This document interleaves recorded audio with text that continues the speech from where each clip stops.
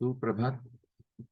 आज के संहिता वाचन को आगे बढ़ाते हैं।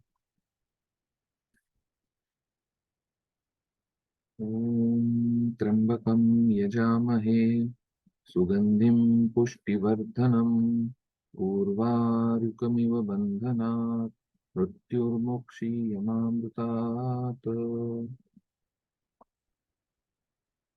चरक संहिता वाजीकरण पाद द्वितीय पाद असिक्त क्षीरिय। उसमें वृषपोपली का कल हम लोगों ने पढ़ी। चंद्रांशुकल्पम पयसा घृताढ्यम षष्टिकौदनम शर्करा मधु संयुक्तम प्रयुंजानो वृषायते इति वृष्य षष्टिकौदन प्रयोगः। तप्ते सर्पिषि नक्रांडम ताम्रचूडांड मिश्रितम युक्तम षष्टिकचूर्णेन सर्पिषा अभिनवेन च पक्त्वा पूपलिका खादेत वारुणी मंडपो नरः य इच्छेद अश्ववत् गन्तुम प्रसेक्तुम गजवच्चयाः। नकरांड है ताम्रचूडांड के साथ और षष्टिक चूर्ण उसमें डालकर सर्पीछा के साथ उपलिका बनानी है और वारुणी मंड यहाँ पे उसके साथ भक्षण करने को बोला है। तो ये संयोग एक है वृश्चिक उपलिका। फिर चंद्रांशुकल्पम इति अत्यर्थ शुक्लम भवतश्चात्र एतै प्रयोगैः विधिवत् पुष्मान् वीर्योत्पन्नो बलवर्णयुक्ता हर्षान्वितो वाजीवदष्टवर्षो भवेत् समर्थश्च वरांगनासु यद्यच्च किंचित् मनसः प्रियं स्यात् रम्या वनान्ताः पुलिनानि शैलाः इष्टा श्रियो भूषणगन्धमाल्यं प्रिया वयस्याश्च तदत्र योग्यम्। इन प्रयोगों से ये ही प्रयोग ही विधिवत पुष्मान वीर्योत्पन्नो बलवर्ण युक्ता। इन प्रयोगों से व्यक्ति में बलवर्ण और वीर्य उत्पत्ति होगी, हर्षान्वित होगा और वाजीव वाजीव अष्टवर्षो भवेत् समर्थश्च वरांगनासु।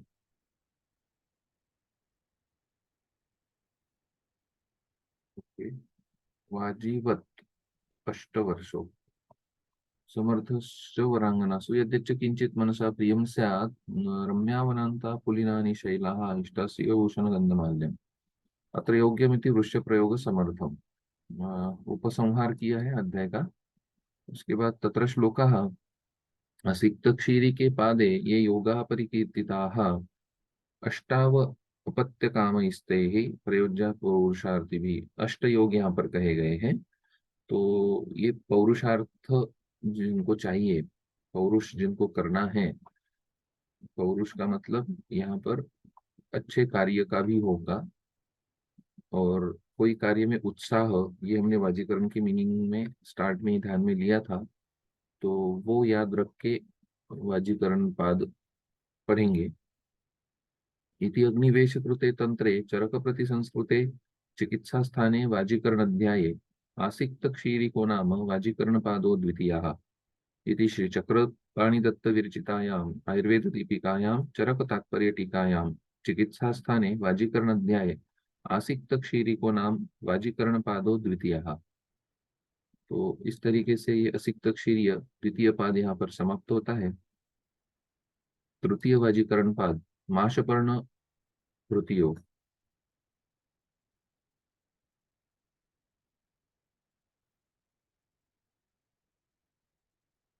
अथा तो माशपर्णभृतीयं वाजीकरणपादं व्याख्यास्यामः इति अस्माः भगवान् आत्रेयः। सो माशपर्णभृतीय संबंधोपि पूर्ववत, जैसे पहले अध्याय में इसके पहले पाद में कहा था कि असिक्त क्षीरिय के बारे में बताया था कि असिक्त क्षीरिकम वृषपाद अभिधान प्रसंग से जो पदांत आया है पहला असिक्त क्षीरी पदम अस्ति अस्मिन इति। सो असिक्त क्षीर से जिस अध्याय का स्टार्ट हुआ है उसको असिक्त क्षीरी का नाम दिया। वैसे ही यहाँ पर माशपर्ण भृत होने का पहला वर्णन आया, इस एंगल से इसका नाम माशपर्ण भृतीय रखा गया। माशपर्ण भृताम धेनुम गुष्टिम गृष्टिम पुष्टा चतुस्दनीम समानवर्णवत्साम च जीवत वत्साम च बुद्धिमान रोहिणीम अथवा कृष्णाम ऊर्ध्वशृंगीम अदारुणाम इक्ष्वादाम अर्जुनादां वा सान्द्रक्षीरां च धारयेत् केवलं तु पयसस्तस्याः श्रुतं वा अश्रुतमेव वा शर्करा क्षौद्र सर्पिभिः युक्तं तद्वृश्यम उत्तमम। जो माशपर्ण से पौष्टिक हुई है, माशपर्ण घृताम धेनु गाय, वृष्टिम वृष्टिमिति एक बार प्रसूताम एक बार प्रसूता जो गाय है, चतुस्तनीमिति अनेन संपूर्ण चतुस्तनी दर्शयति, कोई हानि या डैमेज एनाटॉमिकल डिफेक्ट कुछ नहीं हो। पुष्टा जो पुष्ट हुई है किस बात से, माशपर्ण मृत से, माशपर्ण को खाकर जो पुष्ट हुई है। धेनु ऐसी धेनु जो पुष्टि है, एक बार प्रसूता है और चतुस्तनी है, और फिर समान वर्ण वत्सा, उसका वत्स भी उसी के वर्ण का है। च जीवत वत्साम भी होना चाहिए, वत्स जीवंत होना चाहिए। च बुद्धिमान रोहिणी अथवा कृष्णाम ऊर्ध्वशृंगी अदारुणाम, रोहिणी मिति लोहित वर्णाम, लाल, है ना, उसको रोहिणी कहा गया। या फिर कृष्णा और ऊर्ध्वशृंगी, ऊर्ध्वशृंगत्वम विशुद्ध बहुक्षीराया एव भवति इति वचनाज्ञेयम, कि ऊर्ध्वशृंगत्व उसी गाय को होगा जिसका क्षीर विशुद्ध और बहुक्षीर होगा। ये हमें मालूम ही नहीं है, हमने कभी इन बातों की तरफ ध्यान नहीं दिया। गांवों में इन लोगों को ये ज्ञान होता है, जो जनरेशन बाय जनरेशन चला आ रहा है। ये लोग देखते हैं जब गाय को लेने जाते हैं, तब ये बातें इन लोगों से देखी जाती है। ये हमें कह नहीं पाएंगे कि हम ये देख रहे हैं, लेकिन उनके प्रोसेस जो है, जो उनके दिमाग में बैठ गया है, उनमें ये बातें जरूर होती है। तो ऊर्ध्वशृंगत्वम विशुद्ध और बहुक्षीराया, ऐसी गाय में ही आपको ऊर्ध्वशृंगत्व मिलेगा, या फिर जिसकी ऊर्ध्वशृंग है उसी का दूध आपको विशुद्ध मिलेगा। ये भी बात है। इक्ष्वादाम अर्जुनादाम, इक्ष्वादा इति इक्षुदंड भक्षा, जो इक्षुदंड को खा सकती है। ओके। अर्जुनादा इति अर्जुन वृत्त पत्र भक्षा, अर्जुन वृत्त, अर्जुन वृक्ष के पत्रों को भी खाती है। वा सांद्रक्षीरा च धारयेत्, इक्ष्वादा वा अर्जुनादा वा माशपर्णभूता वा इति विकल्प त्रयम, ये तीन विकल्प है। माने ये तीनों खा सकती है, इस पे जिसकी पुष्टि हो रही है, ये तीनों जिसके लिए फूड अवेलेबल है, जो कृष्ण या लोहित वर्ण की है, जिसके ऊर्ध्व श्रृंग है, जो पुष्ट है और चतुस्तनी है, ऐसी गाय, और उसका सांद्र क्षीरा है, क्षीर सांद्र है। तो पयश्रुतम अश्रुतम वेति दो योगो, तो ठीक है। विकल्प त्रय हो गए। सांद्र क्षीरा च धारयेत, ऐसी गाय को सेवा करो, धारण करो, ऐसी गाय का मतलब रखिए घर में। केवलम तु पयस्तस्या, और ऐसी गाय का सिर्फ दूध, केवलम तु पयाहा, उसका दूध ही, श्रुतम व अश्रुतमेव वा, श्रुत या अश्रुत, कैसे लेना है, शर्करा क्षौद्र सर्पी भी युक्तम तद वृश्यम उत्तमम, और उस गाय का दूध शर्करा डाल के लीजिए, क्षौद्र डाल के लीजिए, सर्पी डाल के लीजिए, वो वृक्ष है और उत्तमम है। घरों घर में गाय होती थी पहले ना। तो फिर पया श्रुतम अश्रुतम वा इति दो योगो, दो योग आप उनको काउंट कर सकते हैं। क्षौद शर्करा क्षौद्र सर्पी भी युक्तम तदिति तृतीया। और फिर तीसरा योग आपको बताते हैं कि शर्करा क्षौद्र और सर्पी के साथ श्रुत लेना है या अश्रुत लेना है, ऐसा तीसरा प्रयोग। एतत् प्रयोगोपि जतुकर्णे तस्या क्षीरम शर्करा क्षौद्र युक्तम वा केवलम श्रुतम अश्रुतम वा इति। ठीक है।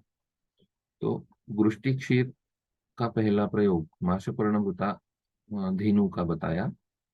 उसके आगे शुक्रलैः जीवनीयैश्च रुहनैः बलवर्धनैः क्षीरसञ्जननैश्चैव पया सिद्धं पृथक् पृथक् युक्तं गोधूमचूर्णेन स घृत क्षौद्र शर्करं पर्यायेन प्रयोक्तव्यम इच्छता शुक्रमक्षयम्। शुक्र द्रव्य है हमने बताया हुआ आपको, जीवनीय गंध बताया है, ब्रोणीय गंध बताया है, बलवर्धन औषधियां हमने बताई है। और क्षीर संजनन, जो क्षीर की उत्पत्ति कराते हैं, क्षीर को बढ़ाते हैं, क्षीर संजनन शैव, इन सभी द्रव्यों से पया सिद्धम पृथक पृथक, एक एक द्रव्य से, गण से आप अलग अलग तरीके से पय सिद्धि करा सकते हो। और फिर इनको गोधूम चूर्ण के साथ, युक्तम गोधूम चूर्ण न, और उसको लेना है सघृत क्षौद्र शर्करम, घृत क्षौद्र शर्करा के साथ पर्याय न प्रयोक्तव्य, पर्याय से प्रयोग कीजिए। कोई भी आपको जो पसंद आए, जो वैद्य को योजना अच्छी लगे, जो उपलब्ध है, वो तरीके से प्रयोक्तव्यम इच्छता शुक्रम अच्छयम। और जिनको अक्षय शुक्र की पुष्टि चाहिए होगी वो लोग इसका प्रयोग करें। पर्याय नहीं थी पृथक पृथक प्रयोक्तव्यम, अलग अलग। तेन पंचभी गणे ही पंचयोगा होती, इसलिए 5 गणों के 5 योग हो सकते हैं, या सिंगल द्रव्य के और भी हो सकते हैं। योजना के लिए हमें एक दिशा चाहिए। मेदां पयस्यां जीवन्तीं विदारीं कंटकारिकां श्वदंष्ट्रां क्षीरिकां माशान् गोधूमान् शालिषष्टिकान् पयस्य ऊर्ध अर्धोदके पक्त्वा कार्षिकानाम् आढकोन्मिते विवर्जयेत् पयश्शेषं तत्पूतं क्षौद्रसर्पिषा युक्तं सशर्करं पीत्वा वृद्धा सप्ततिकोऽपि वा विपुलं लभते अपत्यं इवैव च स हृष्यति। मेधा पयस्या जीवंती विदारी कंटकारी श्वदंशा क्षीरिका माश गोधूम शाली षष्ठी, इन सबको पय दूध के अर्धोदक में डालकर पकाएं। और फिर कार्शिका नाम आडकोन्विते। ओके।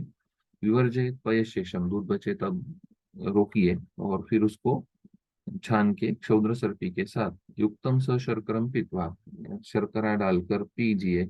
वृद्धा सप्तति को पिवा, वृद्ध या 70 के ऊपर वाले लोग तो भी विपुलम लभते अपत्यम युवा स च हृष्यति, तो भी उसमें अपत्य प्राप्ति हो जाएगी और युवा के जैसा वो हर्षित हो जाएगा। वृद्ध सप्तति को पिवा, जो वृद्ध व्यक्ति है उसमें भी आप इससे उत्साह पैदा कर सकते हो।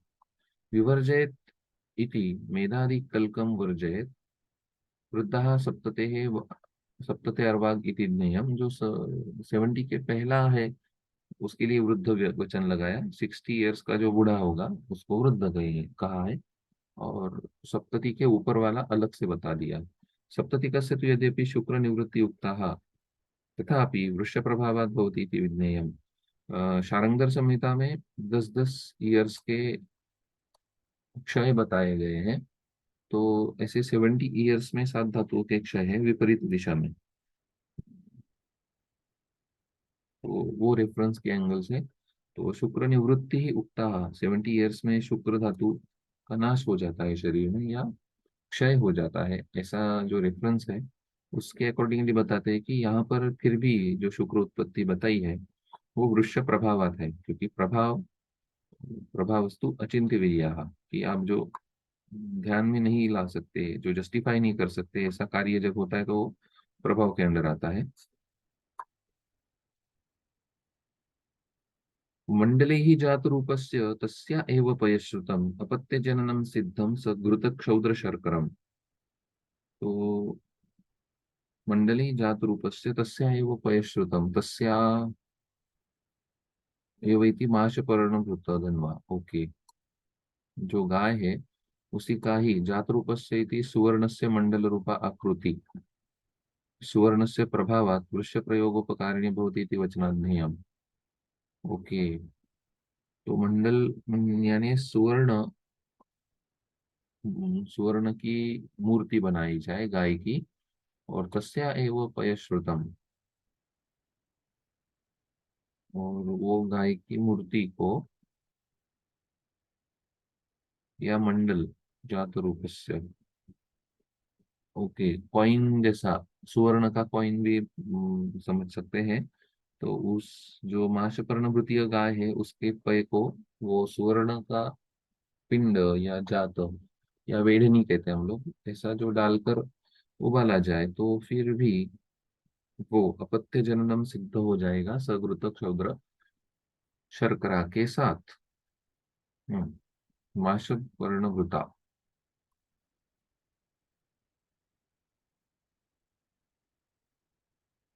तो ये जो पहला योग हमने देखा ये भी शायद उसी के दूध में होगा, है ना।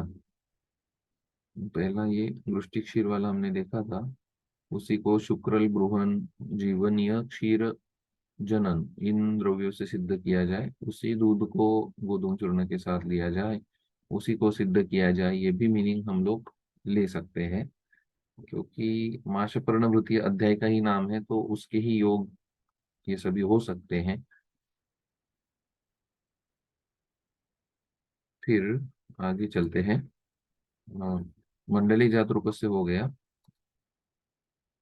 त्रिंशत् सुपिष्टा पिप्पल्या, 30 सुपिष्ट पिप्पली प्रकुंचे तैल सर्पिशो, तैल सर्पी में इनको भ्रुष्ट किया गया। भ्रुष्टा स शर्करा क्षौद्रा, शर्करा और क्षौद्र के साथ क्षीरधारावदोहिता, क्षीरधारावदोहिता, ओके, क्षीरधारा से पिष्ट्वा यथाबलम चोर्ध्वम, और क्षीर डालते डालते जो पीना है, पीत्वा यथाबलम चोर्ध्वम षष्टिकम क्षीर सर्पिषा भुक्त्वा न रात्रिम अस्तब्धम लिंगम पश्यति नाक्षरत इति वृषा पिप्पली योगा। ये पिप्पली का योग है कि पिप्पली को तैल सर्पिषों में भ्रुष्ट करके शर्करा क्षौद्र के साथ, क्षीर के साथ लेना है। प्रकुंचम फलम, प्रकुंच मतलब जितनी मात्रा हो सके वो एक फल है। क्षीरधारावदोहिता इति पिप्पली कल्काद उपरी क्षीरधारावदोहा कर्तव्या, क्षीर कल्क, पिप्पली का जो कल्क हो जाएगा भ्रुष्ट करने के बाद उसमें दूध डालिए, ऐसा। ओके। क्षीरम च तावत् दोह्यम यावता पान योग्याः पिप्पल्यो भवन्ति, तो कल्क में इतना दूध डालिए जितना वो पीने लायक बन जाए, लिक्विड बन जाए। बराबर। तो 63 सुपिष्टा पिप्पल्या प्रकुंचे तैल सर्पिशो, तैल सर्पिशो में उनको पिष्ट करके थोड़ा भून लेना है। और भ्रुष्टा शर्करा क्षौद्रा क्षीरधारा व दोहिता, और शक्कर डाल के उसमें दूध डालिए। तो लगभग ये शीरे जैसा बन सकता है अगर ये तरीके से हम लोग करें तो। जैसे रवा को भूनते हैं और उसमें दूध डालते हैं तो वो फैल जाता है, तो पिपली शायद नहीं फैलेगी, लेकिन इतना डालना है कि वो पीने लायक बन जाएगा, ये तरीके से। तो त्रिवंशत का योग आज नहीं हो पाएगा, त्रिवंशत कोई इतना नहीं ले पाएगा, तो मात्रा कम करके इसको बना सकते हैं। भुक्त्वा च न रात्रिम अस्तब्धम लिंगम पश्यति नाक्षरत इति वृक्ष पिप्पली योगा। फिर दूसरा है श्वदंष्टाया विदार्याश्च रसे क्षीर चतुर्गुणे वृताढ़ साधितो वृक्षा माश षष्टिक पायसा। तो श्वदंष्टा विदारी का रस चतुर्गुण दूध में डाल के, घृताढ़ साधितो हो घी डालकर, वृक्षो माश षष्टिक पायसा, तो ये माश षष्टिक पायस के जैसा ये वृक्ष पायस योग हो गया। तो चतुर्गुण इसमें वो मावा या गुलाब जाम के जैसे कल रेसिपी पड़ी थी, वो तरीके से पका लेना है दूध को उसमें डालकर, ये तरीके से। तो वृक्ष पायस होगा, खीर के जैसा है बनेगा।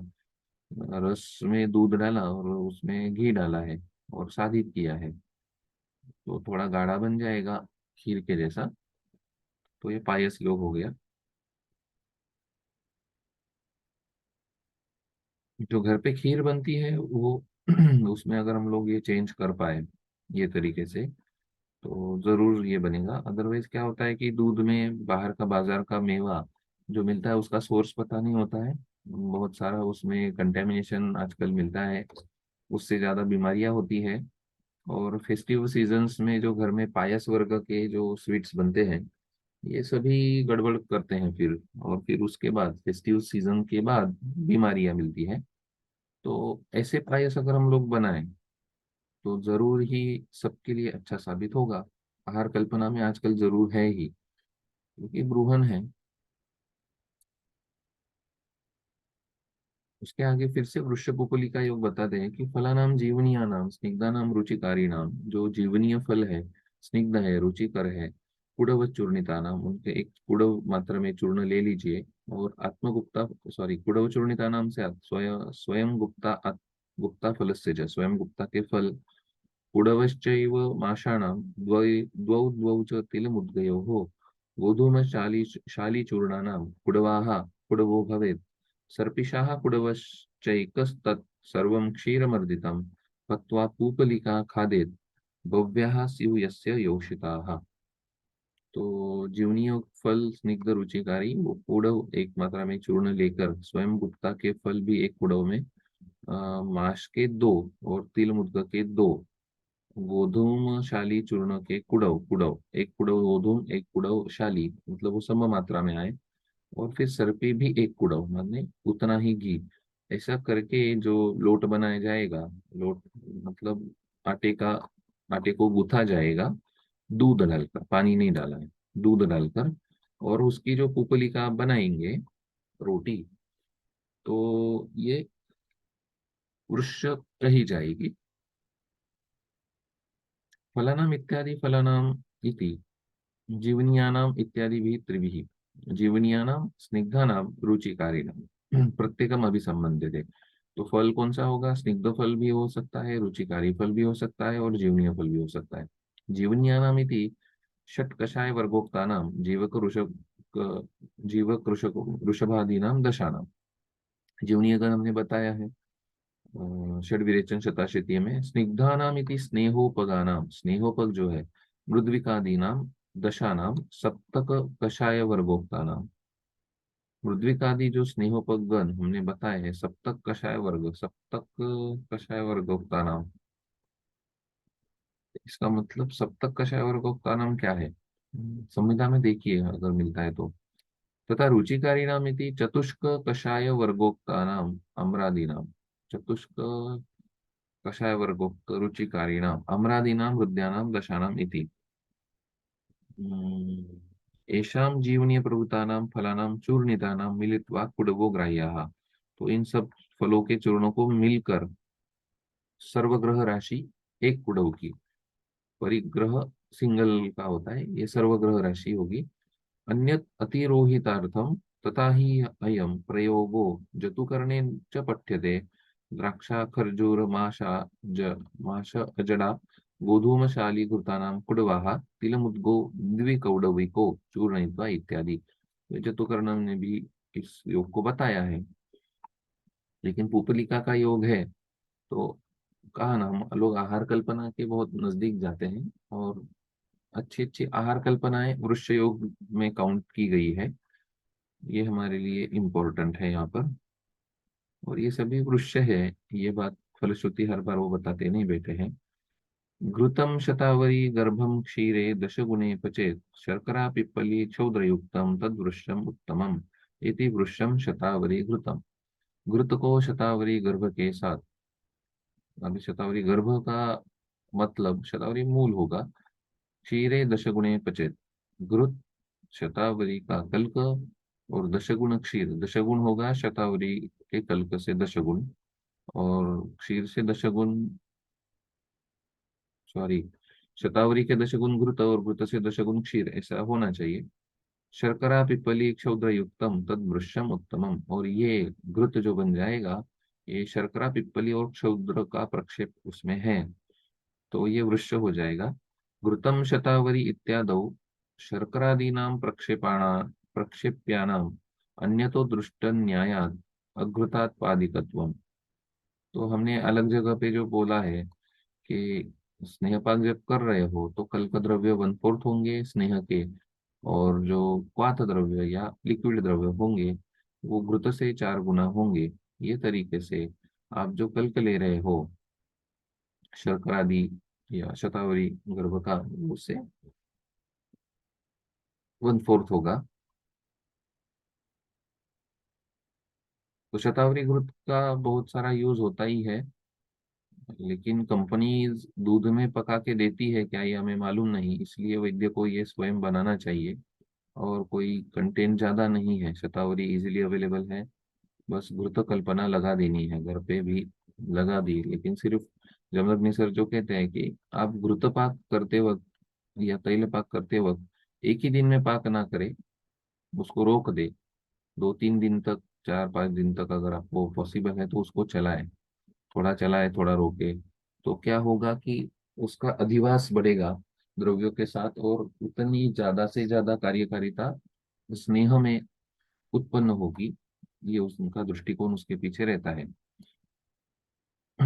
कर्षम मधुक चूर्णस्य, एक कर्ष यष्टि मधु का चूर्ण, घृत क्षौद्र समांशिकम, घृत और क्षौद्र की सम मात्रा में, प्रयुंक्ते याह पयश्चानु, जो पय को उसके बाद पिएगा, नित्य वेगा सना भवेत इति वृक्ष मधुपयोगाः।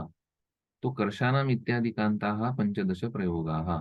तो यहाँ पर 15 प्रयोग हो गए। और पाठभेद है घृत क्षुद्र समन्वितम, और दूसरा पयश्चानु पयोनुपानम योलीयात। तो मधुक क्षीरेण यष्टि मधुकस्य चूर्णम, ये मेध्य योग बताया था रसायन पाद में। और उसी मधुक चूर्ण को घृत क्षुद्र समांश लेकर उसके बाद जो दूध पिएगा वो वृक्ष भी हो जाएगा। तो एक ही द्रव्य देखिए इस तरीके से आता है।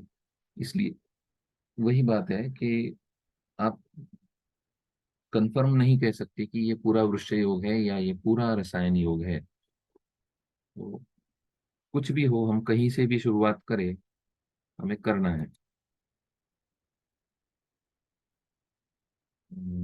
कर्ष मात्रा है मधु को चूर्ण की उसमें, और दूध उसके बाद पीना है। पयश्च अनु क्या कहा है। घृत क्षीराशनो निर्भी निर्व्याधि ही नित्यगो युवा संकल्प प्रवणो नित्यम नर श्रीषु वृषायते कृतैक कृत्या सिद्धार्था ये चान्यो अन्यानुवर्तिनाः कलासु कुशलाः तुल्याः सत्वेन वयसा च ये कुलमाहात्म्य दाक्षिण्य शील शौच समन्विताः ये कामनित्या ये हृष्टा ये विशोका गतव्यथाः ये तुल्यशीला ये भक्त्या ये प्रिया ये प्रियं वदाः तैः नरः सह विश्रब्धाः सुवयस्यैः वृषायते अभ्यंग उत्सादन स्नान गंधमाल्य विभूषणैः गृहशय्यासन सुखैः वासोभि रहते ही प्रियैः विहंगानामृतैरिष्टैः श्रीणां चाभरण स्वनैः संवाहनैः वरस्त्रीणाम इष्टानाम च वृषायते। किन किन बातों से वृषता उत्पन्न होती है ये बताते जाते हैं, और किस तरीके का बिहेवियर होना चाहिए ये भी इसमें आता है। घृत क्षीराशनो निर्भीहि निर्व्याधि ही नित्यगो युवा। सो हमेशा नित्य युवा नित्य घृत क्षीराशनो होगा। युवा, हमने कहा ना कि दोनों आते हैं इसमें, पुरुष और स्त्री दोनों ने क्षीर नित्यम क्षीर घृताभ्यासो या क्षीर घृताभ्यासो रसायन नाम अग्रह ये भी कहा है। तो हमेशा घृत क्षीर खाने वाले निर्भीहि निर्व्याधि ही। तो घृतशिरासन इत्यादि नाम तो वृषत्वार्थिन आहार आचार अभिधानम। वृक्ष आहार और आचार यहाँ पर बताते हैं, है ना। नित्यमित्यनेन व्यवाय नित्यतया शुक्र मार्गान अवरोधेन व्यवाय शक्तिं दर्शयति। तो नित्य को युवा संकल्प प्रवणो नित्यम, हमेशा संकल्प प्रवण रहे ऐसा ही व्यक्ति, ऐसा ही नर श्रीशु वृषायते, वो श्री के पास वृष होगा। कृत एक कृत्या सिद्धार्था ये चान्यो अन्यानुवर्तिना कलासु कुशला तुल्या सत्वेन वयसा चये। इनके साथ रहना चाहिए ये बात आई है यहाँ पर। वर वधु कैसे होने चाहिए। कलासु कुशला तुल्या सत्वेन, सत्व से तुल्य होने चाहिए। एक जैसा सत्व होना चाहिए, एक का सात्विक दूसरे का तामसिक, तो क्लैशेस होंगी ही। इसलिए तुल्या सत्वेन। आजकल फैमिलियल प्रॉब्लम जो आ रहे हैं, कपल की counselling, pre marriage post marriage counselling लगती है आजकल लोगों को, वो उसका मूल यहाँ पर है। क्योंकि वो सत्व तुल्यता नहीं होती है फैमिलीज में आजकल जो देखा जाता है। जिन बातों की तरफ प्रधानता देना है, संस्कार गुण प्रधान फैमिली देखनी चाहिए होती है। तो आजकल अर्थ को ज्यादा महत्व प्राप्त हो गया है, लेकिन सत्व आवश्यक है। तुल्यः वयसा, वय की तुलना भी इंपॉर्टेंट होती है। कलासु कुशलाः, कला में तो कोई कुशल बचा ही नहीं है अब तक। कोई तो भी कला हमारे पास होनी चाहिए। कलासु कुशला तुल्या सत्वेन वयसा चाहिए। कुल महात्म्यात्, महात्म्य दाक्षिण्य शील शौच समन्विता, ये गुण जिनके पास है। शील शौच समन्विता, शौच की तो बात ही नहीं रही है अब तक, भूल गए लोग शौच को कैसे रखा जाता है। बहुत अच्छा काम इस पे हो सकता है, इलाबोरेशन हो सकता है स्टडी करके। संहिताओं में अलग अलग जगह पर इनके वेरियस रेफरेंसेस है। तो एक जगह पर इनको कंपाइल किया जा सकता है अध्ययन के हिसाब से। तो जिसको इंटरेस्ट है वो ये जरूर करे, क्योंकि लोगों को ये चाहिए कि सर हमें बताए कि कैसे रहना है। लोग सवाल पूछते हैं, हम बताते हैं, लेकिन हमारे दिमाग में भी उसकी क्लैरिटी कब आएगी, जब एक जगह ये सब आएगा तब। संहिता पूरी पढ़ेंगे तो हमारे दिमाग में वो आ ही जाता है, और सरकमस्टेंशियल के हिसाब से हम लोग बोल भी सकते हैं। लेकिन कॉन्क्रीट जैसे स्टडी कहना है, उस बात का कोई प्रोटोकॉल, उस बात का कोई डेवलपमेंट अगर करनी है तो उसको एक जगह पे लाना पड़ेगा। ये काम नित्या, ये वृष्टा, ये विशोका गतव्यथा। शोक नहीं होगा, वही रुष्ट होगा ना। गतव्यथा, ये तुल्यशीला, ये भक्त्या, आनंदी होकर, तुल्यशील है, एक जैसा आचरण है। ये भक्त्या, उनका भक्ति का मीनिंग सिर्फ आराधना से नहीं होता। तो किन बातों में आपकी रुचि होती है, दैव सत्व, आर्ष सत्व, ये तरीके से उसको सोचिए कि अच्छे काम करने में जो आनंद महसूस करे, कोई किसी को तकलीफ देकर आनंद महसूस करता है, ये तरीके से।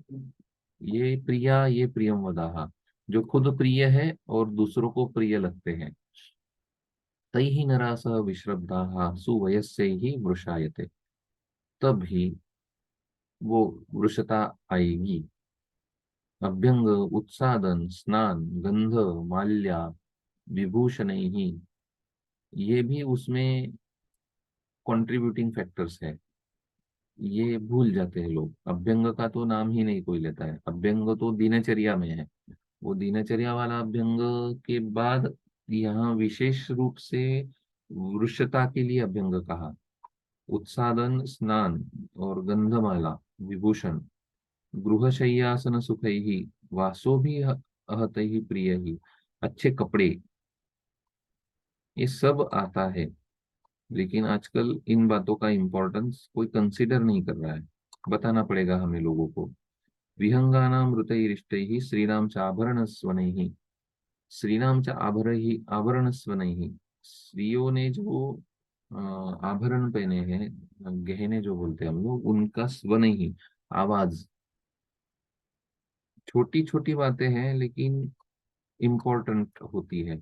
संवाहन ही, जस्ट एक हाथ लगा के जैसा संवहन करवाना, ये सभी बातों से वृषता उत्पन्न होती है। कृतमेकं कृत्यं यैः तै तथा एतच्च अन्योन्य अर्थराग कारणं सिद्धार्था इति सिद्ध साध्याः अकृतार्था ही व्याकुल मनसो न काम क्षमाः। तो व्याकुल मन है तो काम नहीं हो पाएगा। वृषायत इति उपचित प्रवृत्ति मुख शुक्रो भवति, वृषायत इति शुक्र की प्रवृत्ति होती है, ये एंगल से।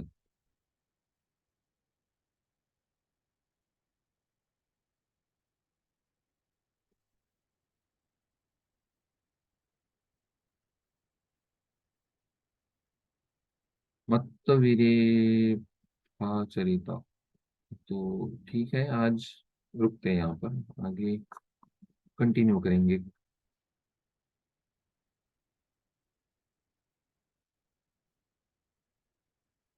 गुरुर्ब्रह्मा गुरुर्विष्णु गुरुर्देवो महेश्वरः, गुरुः साक्षात् परब्रह्म, तस्मै श्री गुरवे नमः।